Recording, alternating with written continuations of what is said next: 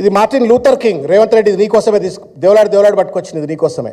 Martin Luther King ఏమంటాడంటే, no work is insignificant, all labour that uplifts humanity has dignity and importance and should be undertaken with painstaking excellence అని చెప్పని Martin Luther king చెప్తాడు.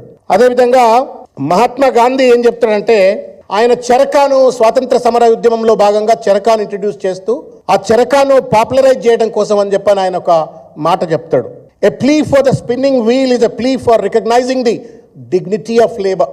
చెరకాను తిప్పడం అంటే అదేదో చెరకాను తిప్పడం కాదు, కానీ ఆ డిగ్నిటీ ఆఫ్ లేబర్ను గుర్తించినట్టు గౌరవించినట్టు అని చెప్పని మహాత్మా గాంధీ గారు చెప్తారు.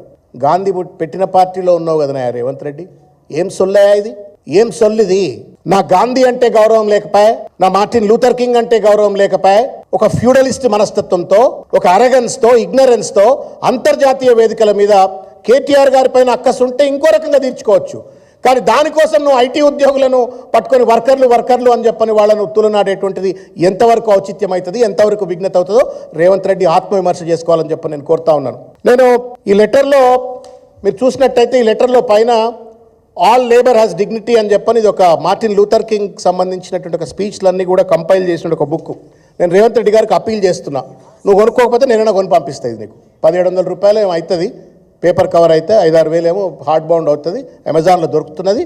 ఇది all labour has dignity, Martin Luther king junior. ఈ పుస్తకం చదువు ఒకసారి. సొల్లు మాటలు మాట్లాడడం కాదు ముఖ్యమంత్రి.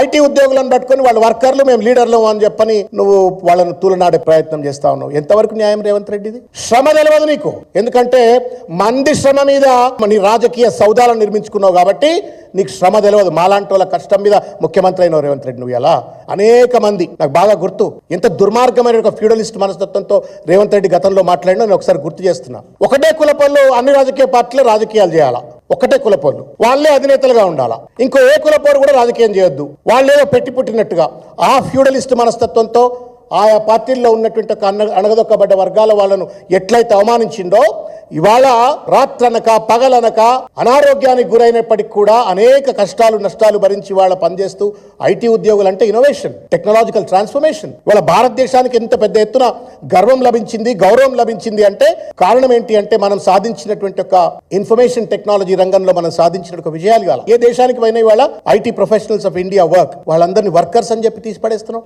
ఏ painter turned into a leader can have a respect, but a technology graduate turned into a IT professional should not have a respect. He should be treated as a worker. ఎంతవరకు న్యాయం చెప్పండి ఇది?